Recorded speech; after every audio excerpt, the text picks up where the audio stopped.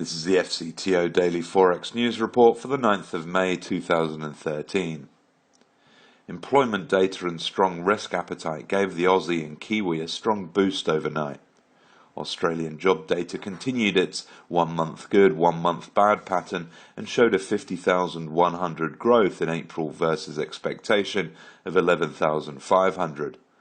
March's data was revised slightly up from a loss of 36,100 to 31,100.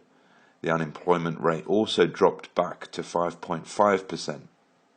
From New Zealand, employment grew 1.7% quarter on quarter in Q1 versus expectation of 1.1%, while the unemployment rate dropped sharply from 6.8% to 6.2%. Australian dollar US dollar recovered strongly from the post-Reserve Bank of Australia cut low of 1.0154 and is back trading at 1.0245. Meanwhile, New Zealand dollar US dollar also jumped back from yesterday's low of 0.8360 and is back up at 0.8450 this morning. Both are showing signs of near-term bottoming. In the US, the Dow rose for another day to a new record of 15,105, while the S&P 500 also soared to a new record of 1,632.7. Fed economists Fernando Duarte and Carlo Rosa wrote in a paper published yesterday that investors will enjoy historically high excess returns for the S&P 500 for the next 5 years. The paper noted that equity risk premium is high mainly due to exceptionally low treasury yields at all foreseeable horizons. In Europe, European Central Bank executive member Yves Mersch stated that the central bank has tools and it is not a toothless tiger, while pledging that the central bank would ease further should conditions warrant it. Mersch said he was skeptical about direct asset purchases to ease SME funding strains. He reiterated that the ECB will not subsidize or overtake markets, as these are not the tasks of monetary policy.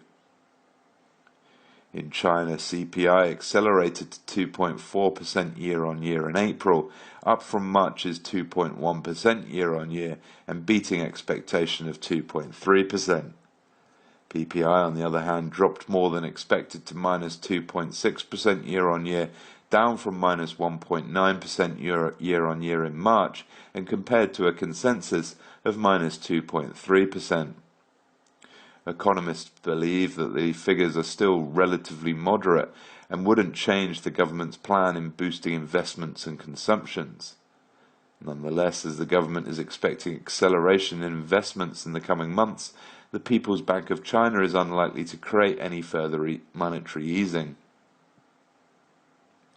Looking ahead, UK events will be a major focus today.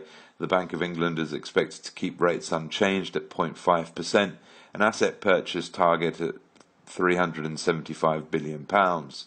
Generally, the stronger than expected Q1 GDP and April PMI data suggested that the central bank could wait and see before making another move. The UK will also release industrial production and manufacturing production along with the NEISR GDP estimate today. Other data features include US jobless claims, wholesale inventories and Canadian housing price index. For all the news affecting the Forex market throughout the day, join us at forexcurrencytradingonline.co.uk. That's forexcurrencytradingonline.co.uk.